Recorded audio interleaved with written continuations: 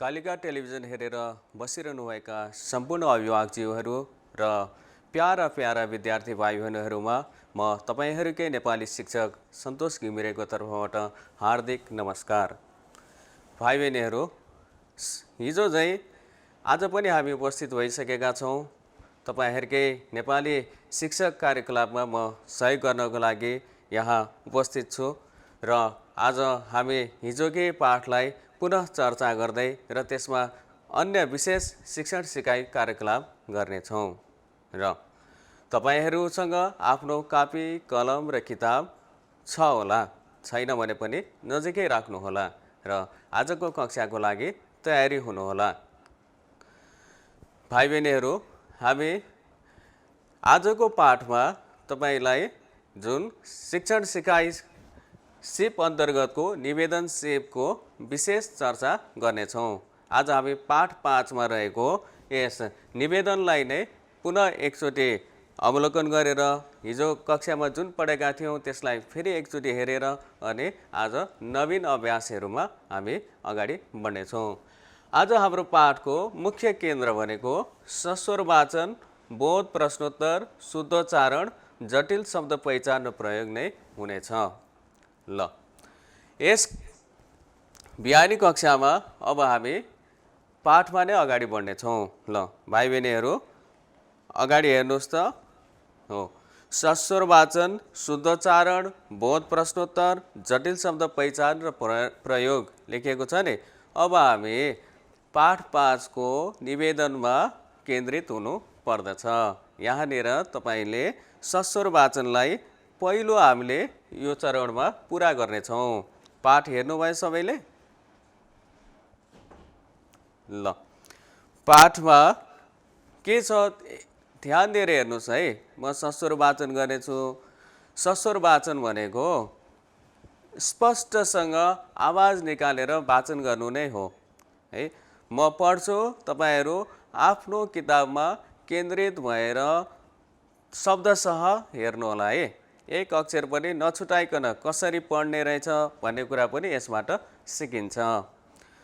निवेदन मिति 2071 10 महिना 1 गते। यो निवेदन कहिले लेखिएको रहेछ भने 2071 10 महिना 1 गते लेखिएको रहेछ। श्रीमान प्रधानाध्यापक, आदर्श उच्च माध्यमिक विद्यालय, दिगामकोट, गुल्मी। विषय सिफारिस पाऊँ। विषय के रहेछ? सिफारिस पाऊँ। महोदय, प्रस्तुत विषयमा गोरखापत्रमा प्रकाशित सूचना अनुसार यही माघ 16 गते राष्ट्रिय स्तरको कविता प्रतियोगिता सम्पन्न हुन लागेको कुरा थाहा भयो। नेपालको प्रजातान्त्रिक आन्दोलनमा अविस्मरणीय योगदान दिएका शहीदहरूको सम्मानमा सो कार्यक्रम आयोजना गरिएको रहेछ। विद्यालय तहका विद्यार्थीहरूको बीचमा हुने उक्त प्रतियोगिताको आयोजना नेपाल प्रज्ञा प्रतिष्ठान कमलादी काठमाडौँले गरेको रहेछ। त्यस प्रतियोगितामा सहभागी हुनका लागि आफूले पढ्दै गरेको विद्यालयको सिफारिस आवश्यक पर्दो रहेछ। यस पहिलो अनुच्छेदबाट तपाईहरूलाई गाह्रा लागेका शब्दहरू, जटिल लागेका शब्दहरू आफूले कपीमा टिपोट गर्नुहोला है। सिसा कलम छ भने आफ्नो पुस्तकमा नै सिसा कलमले त्यसलाई अधोरेखा तान्न पनि सक्नुहुनेछ गाह्रा शब्दहरूमा। विशेष गरी तपाईँकै किताबमा पनि त्यहाँनिर बोल्ड गरेको छ।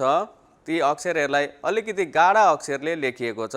ती शब्दहरू नै जटिल शब्द हुन्। ती अलि गाह्रा किसिमका शब्द हुन्। तपाईँहरूको निम्ति अलि नवीन प्रकृतिका शब्द हुन्। बुझ्नुभयो? यसमा के भनेको छ भने जुन गोरखापत्रमा यस निवेदक जुन आज्ञाकारी छात्रा छिन् तुलसा, उनले यस निवेदनमा आफूले जानेको र आफूले गोरखापत्रमा पढ्दाखेरि एउटा सूचना प्राप्त गरेकी रहेछन्। त्यो सूचनामा के रहेछ भने नेपाल प्रज्ञा प्रतिष्ठान भन्ने एउटा संस्थाले राष्ट्रिय स्तरको कविता प्रतियोगिताको आयोजना गरेको रहेछ र त्यसमा सहभागी हुनको लागि विद्यालयको सिफारिस चाहिँदो रहेछ। त्यही सिफारिस पत्र आवश्यक रहेछ भनेर उनले पहिला जानकारी गराएकी छिन्। र म यस विद्यालयकी एक मेहनती जेहेन्दार तथा नियमित छात्रा हुँ। मैले यस विद्यालयद्वारा सञ्चालित विविध अतिरिक्त क्रियाकलापमा सहभागी भई पुरस्कार पनि प्राप्त गर्दै आइरहेकी छु। विगतमा जिल्ला शिक्षा कार्यालयले आयोजना गरेको जिल्ला स्तरीय कविता प्रतियोगितामा समेत प्रथम भइसकेकी छु। यसका साथै क्षेत्रीय स्तरको कविता प्रतियोगितामा पनि प्रथम स्थान प्राप्त गरेको कुरा यहाँलाई अवगत नै छ। यहाँनिर नानीले के भनेकी छिन् भने आफूले अन्य अगाडि भएका अतिरिक्त क्रियाकलापमा पनि पुरस्कार प्राप्त गरेको कुरालाई व्यक्त गरेकी छिन् हो र त्यही पुरस्कार प्राप्त गरेको हुनाले म कवितामा भाग लिनको लागि अब्बल छु भन्ने कुरा पनि यहाँ अवगत गराएकी छिन्। यस अनुच्छेदमा पनि तपाईहरूलाई गाह्रो लागेको शब्द, अलिकति कठिन लागेका शब्दहरूलाई तपाईहरूले अधोरेखा तान्नुहोला अथवा आफ्नो कापीमा टिप्पण गर्नुहोला है। तेस्रो अनुच्छेदमा ध्यान दिनुस् त। अतः राष्ट्रिय स्तरको कविता प्रतियोगितामा पनि सहभागी भएर आफ्नो प्रतिभा प्रस्तुत गर्ने मेरो इच्छा छ। यस विद्यालयको विद्यार्थीका रूपमा सहभागी भएर पुरस्कार प्राप्त गर्न सकेमा विद्यालयका लागि पनि गौरवको विषय हुनेछ। त्यसैले उक्त प्रतियोगितामा सहभागी हुनका लागि विद्यालयको तर्फबाट सिफारिस गरिदिनु हुन श्रीमान समक्ष विनम्र अनुरोध गर्दछु। आज्ञाकारी छात्रा तुलसा विश्वकर्मा, कक्षा 8, रोल नम्बर 14। यस तेस्रो अनुच्छेदमा तुलसा विश्वकर्मा नानीले आफ्नो विद्यालयको तर्फबाट आफूले सहभागी भएर त्यसमा जुन पुरस्कार प्राप्त गर्न सकेमा अथवा सहभागी नै मात्र भए पनि एउटा विद्यालयको नाम रहने, इज्जत रहने कुरालाई पनि व्यक्त गरेकी छिन्। तसर्थ आफ्नो त्यहाँ गएर आफू त्यस कार्यक्रममा भाग लिएर आफ्नो कविताको जुन क्षेत्रमा रहेको प्रतिभा छ त्यस प्रतिभालाई तुलसा नानीले व्यक्त गर्न, त्यहाँनिर गएर आफ्नो प्रतिभालाई उजागर गर्ने प्रयास गर्ने इच्छा व्यक्त गरेकी छिन्। र सोही क्रममा अन्तिमको लाइनमा के पनि भनेकी छिन् भने अन्तिमको हरफमा त्यसैले उक्त प्रतियोगितामा सहभागी हुनका लागि विद्यालयको तर्फबाट सिफारिस गरिदिनु हुन श्रीमान समक्ष विनम्र अनुरोध गर्दछु। यसरी अन्तिममा तुलसा विश्वकर्मा नानीले अनुरोध पनि व्यक्त गरेकी छिन्। आज्ञाकारी छात्रा तुलसा विश्वकर्मा। र यस निवेदनको पठनबाट भाइ बहिनीहरूलाई गाह्रा लागेका शब्दहरू टिप्पण गर्नुभयो होला नि? ल ठिक छ, गर्नुभएको भए राम्रो। र ती शब्दहरूको हामी चर्चा गर्ने नै छौँ।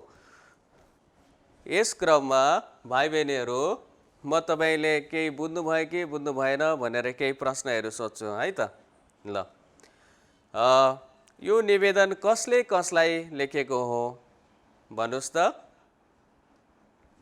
सोच्दै गर्नुहोस् है। अर्को प्रश्न पनि म सोध्छु, निवेदनको विषय के रहेको छ? ल यो पनि भाइ बहिनीहरूले सोच्दै गर्नुहोस् है। निवेदकले कुन कार्यक्रममा सहभागी हुनको लागि निवेदन लेखेका हुन्? निवेदक तुलसा विश्वकर्माले कुन कार्यक्रममा सहभागी हुनको लागि निवेदन लेखेका हुन्? यो पनि सोच्नुभयो, जान्नु पनि भयो। अभ्यास 2 मा रहेका केही प्रश्न पनि मैले तपाईँलाई यसमा समावेश गरेको छु है। यो निवेदन कहिले लेखिएको हो? सूचना कुन पत्रिकामा प्रकाशन भएको थियो? कविता प्रतियोगिताको आयोजना कसले गरेको रहेछ? तलका 3 प्रश्नहरू भने तपाईँहरूको आफ्नै किताबमा पनि छ र माथिका 3 प्रश्नहरू मैले तपाईँलाई सोधेँ र यसमा आफूले उत्तर पनि जानिसक्नु भएको होला। ल उत्तरको पनि चर्चा गरौँ है त। निवेदन कसले कसलाई लेखेको हो? यो निवेदन छात्रा तुलसा विश्वकर्माले आदर्श उच्च माविका प्रधानाध्यापकलाई लेखेकी हुन्। ठिक छ। ल दोस्रो प्रश्नमा जानुस् त। निवेदनको विषय के रहेको छ? भाइ बहिनीहरूले सही उत्तर लेख्नु भएको होला। राम्रो। निवेदनको विषय सिफारिस पाऊ भन्ने रहेको छ। यही छ त भाइ बहिनीहरूको कापीमा पनि।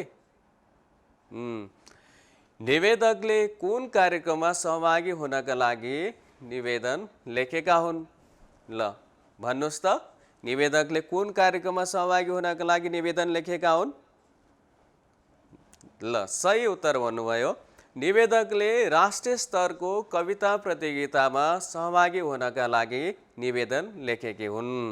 उनले निवेदन लेख्नुको प्रमुख उद्देश्य भनेको नै विद्यालयको सिफारिस लिगेर राष्ट्रिय स्तरको कविता प्रतियोगितामा सहभागी हुनु नै हो। तसर्थ हामीले उत्तर के लेख्यौँ? निवेदकले राष्ट्रिय स्तरको कविता प्रतियोगितामा सहभागी हुनका लागि निवेदन लेखेकी हुन्। र त्यसै गरी तपाईँहरूकै पुस्तकमा भएको प्रश्न अभ्यास 2 मा रहेका त्यहाँबाट पनि मैले 3 वटा प्रश्न लेखेको छु है, तपाईँहरूलाई सजिलो होस् भनेर। पहिलो प्रश्नमा हेर्नुहोस् त, यो निवेदन कहिले लेखिएको हो? सुरुमै भाइ बहिनीहरूले देख्नुभयो होला, माथिपट्टि नै मिति लेखिएको छ। हो, ठिक भन्नुभयो। यो निवेदन 2071 माघ 1 गतेका दिन लेखिएको हो। सूचना कुन पत्रिकामा प्रकाशन भएको थियो? यो प्रश्नको उत्तर पनि लेख्नु भएको होला। पहिलो अनुच्छेदमा नै यसको उत्तर रहेको छ है। हेर्नुहोस् त, उत्तर के हुन्छ? सूचना गोरखापत्रमा प्रकाशन भएको थियो। कविता प्रतियोगिताको आयोजना कसले गरेको रहेछ? ल भन्नुहोस् त। सही भन्नुभयो। कविता प्रतियोगिताको आयोजना नेपाल प्रज्ञा प्रतिष्ठानले गरेको रहेछ है। यहाँनिर आयोजना शब्द दोहोरिएको रहेछ, एक ठाउँमा मात्र लेख्दा हुन्छ है। कविता प्रतियोगिताको आयोजना नेपाल प्रज्ञा प्रतिष्ठानले गरेको रहेछ। यसबाट भाइ बहिनीहरूले निवेदनको विषयवस्तुलाई, निवेदनमा भएका कुराहरूलाई पक्कै पनि बुझ्नु भएको छ। यसरी हामीले के कुरा बुझ्न सक्छौँ भने निवेदनमा विषयवस्तु कसरी प्रस्तुत गर्ने र निवेदनलाई कसरी अगाडि बढाउने र निवेदनमा कस्ता कुराहरू समावेश गर्ने, निवेदन कस्तो प्रकृतिले लेख्ने भन्ने कुरा तपाईँहरूले बुझ्नुभयो होला।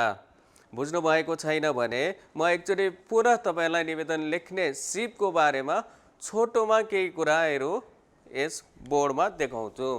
यो यता ध्यान केन्द्रित गर्नुहोस् त। यो यदि तपाईँहरूको आफ्नो निवेदन लेख्ने एउटा पत्र हो भने यो अन्तिममा म तपाईँहरूलाई यी कुराहरू बताउँदैछु है। यसपछि तपाईँहरूले आफ्नो सिपलाई पूर्ण हुनुभयो भन्ने कुराको विश्वास मैले लिएको छु है त। भाइ बहिनीहरू ध्यान दिएर यता हेर्नुहोस् है। तपाईँले निवेदनको सुरुवात गर्दा के लेख्नुपर्छ? ल भन्नुहोस् त। सबैभन्दा माथिपट्टि हामीले 1 नम्बर पनि राखेर देखाउँछु है, सुरुवात कसरी गर्ने।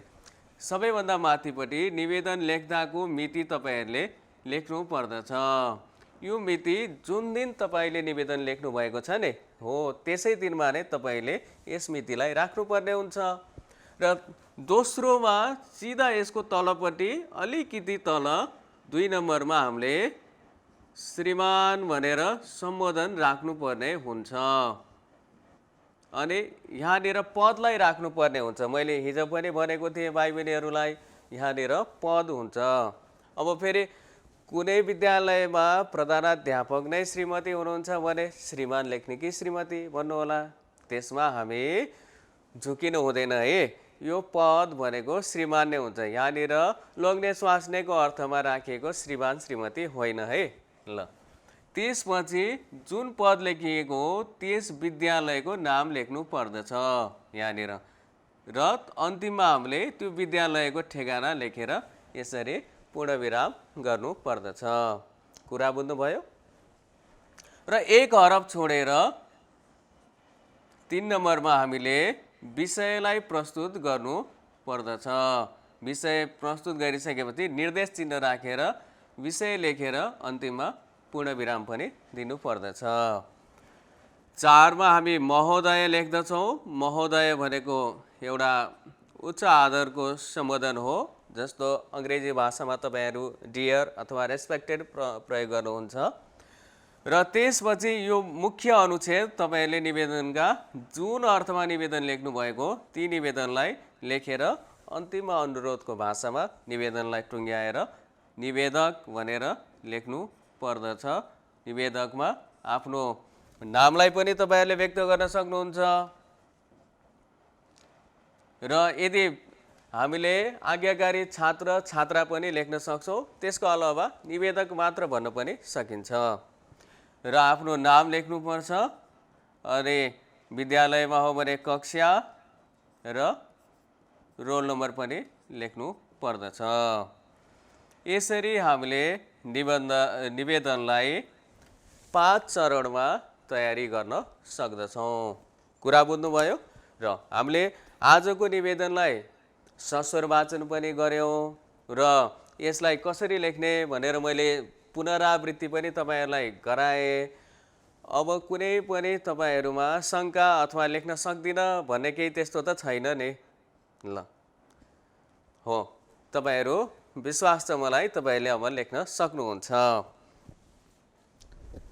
अब प्रस्तुत निवेदनमा नै हामी अगाडि बढौँ। यसमा रहेका शुद्ध चारणका शब्दहरू हेर्नुहोस् त। अभ्यास 9 मा रहेका र अन्य भनेको छु है। तपाईँहरूको अभ्यास 9 मा पनि शुद्ध चारणका केही शब्दहरू छन्। मैले त्यसमा पनि सजिलो होस् भनेर अभ्यासबाट पनि लेखेको छु र त्यसका अतिरिक्त अन्य गाह्रा शब्दहरूलाई पनि लेखेको छु। पहिलो शब्द भन्नुहोस् त, पहिलो शब्द के रहेछ? ठिक छ, प्रजातान्त्रिक। बोल्दा एकदम ध्यान पुर्याउनु पर्छ है। प्रजाता अनि इन्त्रिक गर्नु पनि हुँदैन। प्रजातान्त्रिक यो शब्द प्रजा र तान्त्रिक शब्द मिलेर बनेको हो। तसर्थ हामीले उच्चारण गर्दाखेरि हाम्रो लवजलाई प्रजातान्त्रिक यसरी उच्चारण गर्नुपर्छ। अर्को शब्द भन्नुहोस् त, प्रज्ञा प्रतिष्ठान। प्रज्ञा प्रतिष्ठान। तेस्रो शब्द हेर्नुहोस्, राष्ट्रिय। राष्ट्रिय ट्री भन्ने उच्चारण आउनुपर्छ है। राष्ट्रिय मात्र भन्नु हुँदैन है, राष्ट्रिय। र अर्को शब्द हेर्नुहोस् त्यसपछि, भन्नुहोस् त, स्तर। हुँदैन त्यो त, स्तर होइन भाइ बहिनीहरू, अगाडि ई छैन नि, आधा स मात्र छ। त्यसो हुनाले स्तर है, स्तर। स्तर भन्नुभयो। त्यसपछि अर्को शब्दमा जानुहोस्, प्रतियोगिता। प्रतियोगिता। अर्को शब्द अविस्मरणीय। अविस्मरणीय। अविस्मरणीय भयो। अर्को शब्द हेर्नुहोस्, अतिरिक्त। अतिरिक्त भयो। ल यसबाट भाइ बहिनीहरूले मलाई जहाँसम्म लाग्छ यी सबै शब्दहरूलाई शुद्ध चारण गर्न सक्नुभयो नै होला। सक्नुभएको छैन भने पनि घरमा प्रयास गर्नुहोस् है। अझ धेरै प्रयास गर्नुहोस्। आफ्नो बाबा आमालाई सुनाउनुहोस्, दाइ दिदीलाई सुनाउनुहोस्। भएन भने उहाँहरूले पनि सुझाव दिनुहुनेछ। आफ्नो विद्यालयमा गुरुआमालाई पनि, अन्य गुरुआमालाई पनि सोध्न सकिन्छ है। ल यसरी यी शब्दहरूको भाइ बहिनीहरूले शुद्ध उच्चारण गरिसकेपछि अब हामी शब्दको प्रयोगतर्फ अगाडि बढौँ है। ल हेर्नुहोस् त, यहाँनिर प्रतियोगिता शब्दलाई मैले राखेको छु। यो जटिल शब्दमा प्रतियोगिता शब्दलाई राखेको छु। अब प्रतियोगिता शब्दको अर्थ के हुन्छ? प्रतियोगिता शब्दको अर्थ, प्रतियोगिता शब्दको अर्थ हुन्छ प्रतिस्पर्धा। ल यता बोर्डमा हेर्नुहोस् त, प्रतियोगिता। यस प्रतियोगिता शब्दको अर्थ के रहेछ? प्रतिस्पर्धा। बुझ्नुभयो भने शब्दको अर्थ प्रतियोगिता भनेको प्रतिस्पर्धा, प्रतियोगिता भनेको कुनै पनि क्षेत्रमा गरिने एक अर्कासँग गरिने एउटा सकारात्मक किसिमको प्रतिस्पर्धालाई नै हामी प्रतियोगिता भन्दछौँ। कुनै एउटा जस्तो तपाईँको विद्यालयमा वक्तृत्व कला प्रतियोगिता हुन्छ अथवा फुटबल प्रतियोगिता हुन्छ, त्यसमा के हुन्छ भन्दा विभिन्न समूह बनाएर अथवा एकल हिसाबले यो प्रतियोगितामा सहभागी हुन्छन् र विद्यार्थीहरू प्रथम द्वितीय तृतीय बन्दछन् है। बुझ्नुभयो नि। अब यसको वाक्यमा प्रयोग हेर्नुहोस् त। यता कार्तिकको पहिलो हप्ता हुने फुटबल प्रतियोगितामा हाम्रो सगरमाथा समूहले पनि भाग लिनेछ। देख्नुभयो वाक्य, कार्तिकको पहिलो हप्ता हुने फुटबल प्रतियोगितामा हाम्रो सगरमाथा समूहले पनि भाग लिनेछ। यसमा हामीले यो प्रतियोगिता शब्दलाई, जुन शब्दलाई हामीले वाक्यमा प्रयोग गर्छौँ नि, त्यो शब्दलाई हामीले अधोरेखा गर्नुपर्छ। अन्डरलाइन भन्नुहुन्छ नि हो, जुन शब्दको हामीले वाक्यमा प्रयोग गरिन्छ त्यसलाई अधोरेखा गर्नुपर्छ। दोस्रो शब्द रहेको छ, हेर्नुहोस्, अविस्मरणीय। अविस्मरणीय भनेको के होला? सम्झन लायक, बिर्सन नसकिने।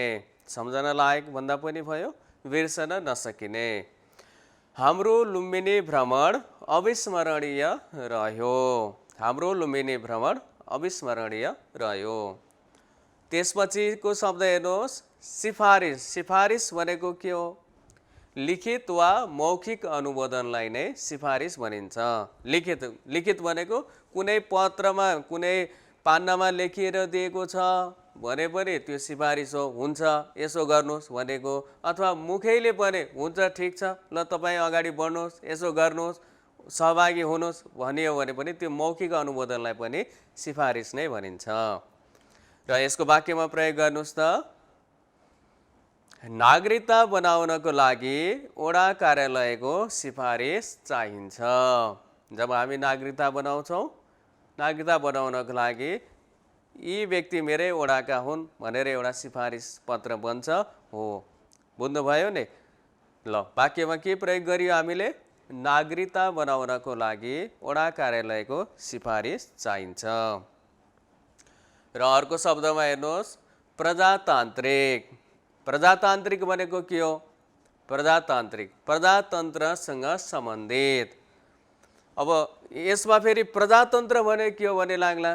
प्रजाको अधिकारको निम्ति स्थापित एउटा शासन पद्धति हो। प्रजाले प्रजाको निम्ति प्रजाद्वारा नै गरिने शब्दलाई नै हामी प्रजातन्त्र भन्दछौँ है। ल, यसको वाक्यमा प्रयोग गर्नुहोस् त। नेपाली युवाहरूले देशको प्रजातान्त्रिक आन्दोलनमा ठुलो योगदान दिए। लेख्नुभयो? नेपाली युवाहरूले देशको प्रजातान्त्रिक आन्दोलनमा ठुलो योगदान दिए। अर्को शब्द हेर्नुहोस्, प्रज्ञा प्रतिष्ठान। प्रज्ञा प्रतिष्ठानको यो एउटा संस्थाको नाम हो है। कस्तो संस्था भन्दा भाषा साहित्यको संरक्षणका लागि खोलिएको एक संस्था है। यो सरकारी स्तरको संस्था हो। नेपाल सरकारले भाषा, साहित्य, संस्कृति आदिको संरक्षणको निम्ति खोलेको एक सरकारी संस्था हो। यसको वाक्यमा प्रयोग गर्नुहोस् त। नेपाल प्रज्ञा प्रतिष्ठानले नेपालमा रहेका मौलिक संस्कृतिको संरक्षण गर्दछ। यसमा पनि हामीले प्रज्ञा प्रतिष्ठान शब्दको तलपट्टि अधोरेखा गरेका छौँ। नेपाल प्रज्ञा प्रतिष्ठानले नेपालमा रहेका मौलिक संस्कृतिको संरक्षण गर्दछ। यति भएपछि भाइ बहिनीहरूलाई कठिन लागेका, गाह्रा लागेका शब्दहरू तपाईहरूले यसको अर्थ पनि जान्नुभयो र यसको वाक्यमा प्रयोग पनि जान्नुभयो।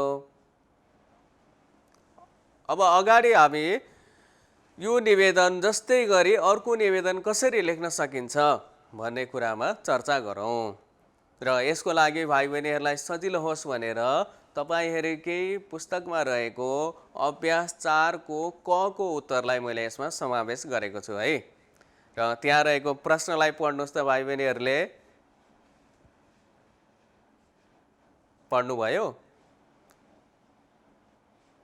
ल त्यहाँनिर के भनिएको छ भने पत्र पत्रिका उपलब्ध गराइदिनु होला। नियमित रूपमा हाम्रो पुस्तकालयमा नियमित रूपमा पत्र पत्रिका आउँदैन।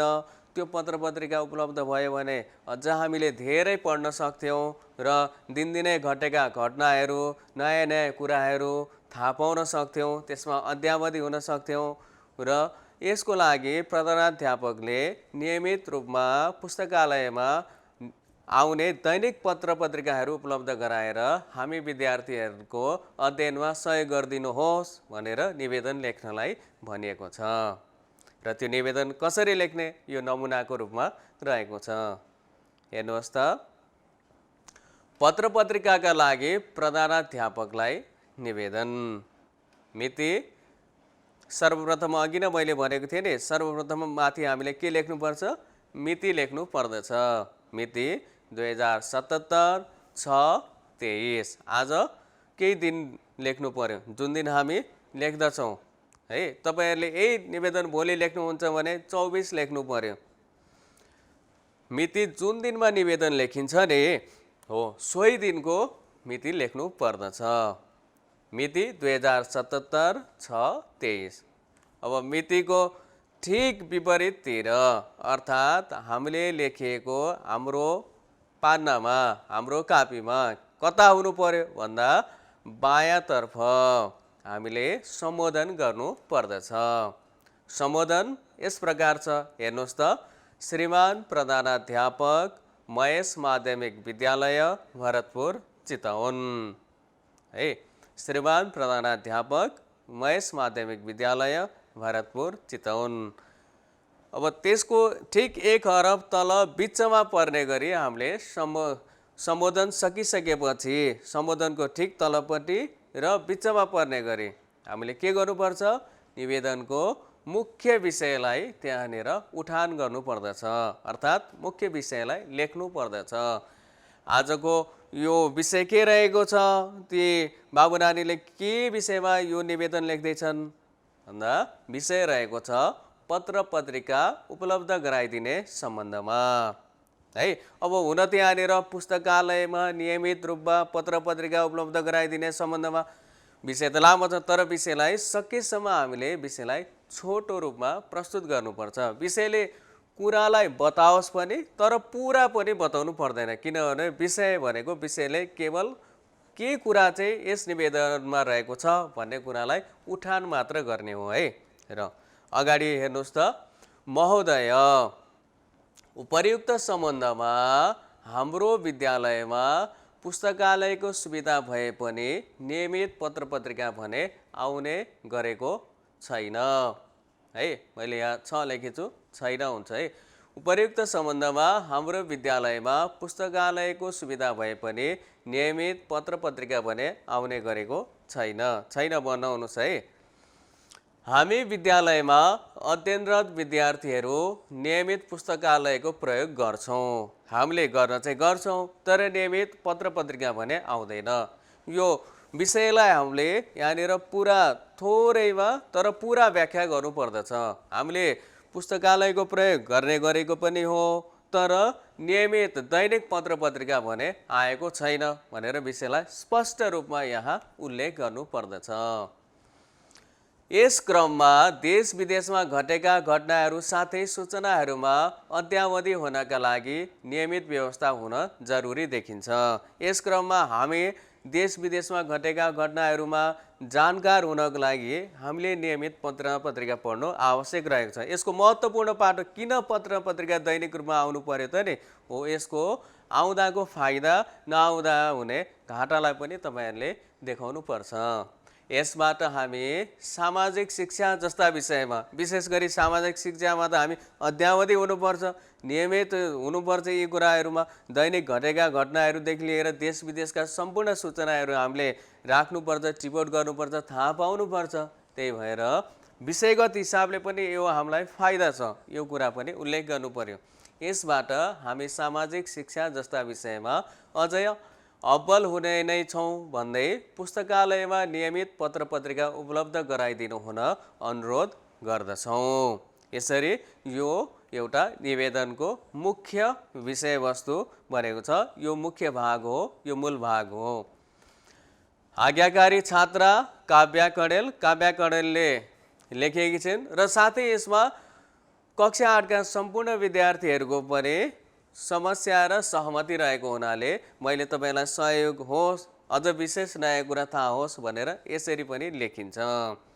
काव्या कँडेलले एक्लै लेख्न पनि सक्छिन्। त्यसको लागि माथिका भाषाहरूमा गर्छु हुन्छ भने यदि उनले आफ्नो अन्य साथीहरू पनि पुस्तकालयमा पत्र पत्रिका नपाएको, दैनिक नआएको उनीहरूमा गुनासो छ भने यसरी जुन लेखक हो, जुन निवेदक हो, उसले आफ्नो नाम अगाडि राख्छन् भने आफ्नो अनुक्रमाङ्क व्यक्त गरिसकेपछि साथै अन्य विद्यार्थीहरू छन् भने पनि यसै गरी उल्लेख गर्न सकिन्छ। साथै कक्षा 8 का सम्पूर्ण विद्यार्थीहरू। बुझ्नुभयो? यसमा अरू केही समस्या छ? पक्कै पनि छैन। यसरी आजको कक्षामा तपाईहरूले केही अभ्यासका कार्यहरू पनि सिक्नुभयो। यी सस्वर वाचन पनि सुन्नुभयो। सस्वर वाचनमा तपाईहरूले जटिल शब्दलाई उल्लेख पनि गर्नुभयो र त्यसपछि बहुत प्रश्नहरू मैले सोधेँ। त्यसमा भाइ बहिनीहरूले एकदम सरलसँग मिठो भाषामा सही उत्तर दिनुभयो। त्यसको लागि भाइ बहिनीहरूलाई धन्यवाद। र त्यसपछिको अभ्यास कार्यक्रम हामीले के गर्यौँ? शुद्ध उच्चारण गर्यौँ। शुद्धसँग उच्चारण गर्न पनि हामीले सिक्यौँ। र त्यसपछिको जटिल शब्द पहिचान र प्रयोग गर्यौँ। हामीले अभ्यासमा हाम्रो पाठ्य जुन वस्तुमा रहेका, निवेदनमा रहेका जटिल शब्द, हामीलाई लागेका जटिल शब्दहरू के हुन्छन् त? गाह्रा शब्दहरू हामीले त्यसलाई छिचोल्न अलि अप्ठ्यारो पर्ने, त्यो शब्दको अर्थलाई जान्न थोरै गाह्रो पर्ने, वाक्यमा प्रयोग गर्न अलि अप्ठ्यारो हुने किसिमका शब्दहरूलाई पनि हामीले पहिचान गर्यौँ र त्यसको प्रयोग पनि गर्यौँ। पहिलो चरणमा हामीले त्यसको अर्थ लेख्यौँ। त्यसपछि दोस्रो चरणमा हामीले त्यसलाई वाक्यमा प्रयोग पनि गर्यौँ र हामीले अन्य विषयवस्तु अघि हामीले चर्चा गरिसक्यौँ। वाक्यमा प्रयोगपछि हामीले निवेदनको पुनः एकचोटि ढाँचा हेऱ्यौँ, निवेदन कसरी लेख्ने र हामीले नमुना निवेदनको पनि चर्चा गऱ्यौँ। यसमा भाइ बहिनीहरूकै अभ्यासमा रहेको निवेदनलाई मैले लेखेर भाइ बहिनीहरू समक्ष प्रस्तुत पनि गरेँ। यसले पक्कै पनि भाइ बहिनीहरूको जुन सिकाइमा सहयोग गरेकै छ भन्ने अपेक्षा पनि राख्दछु। आजलाई मेरो कक्षा यहाँ नै अन्त्य गर्दछु। यस मेट्रो प्याप्सन र कालिका टेलिभिजन हेरिरहनुभएका सम्पूर्ण भाइ बहिनीहरूलाई मेरो हार्दिक नमस्कार र स्वस्थ रहनुहोस्, मस्त रहनुहोस्, अध्ययनमा लागिरहनुहोस्। केही समस्या भएमा म पुनः आगामी कक्षाहरूमा तपाईँहरूकै सहजकर्ता सन्तोष उपलब्ध हुने नै छु। तपाईँहरूलाई सहयोग गर्नको लागि म तयारी नै छु। अब आफ्नो अध्ययनमा लाग्नुहोस् र स्वस्थ रहनुहोस् भन्दै यस बिहानी दूर शिक्षा कार्यक्रमबाट बिदा हुन्छु। हस्त, धन्यवाद, नमस्कार।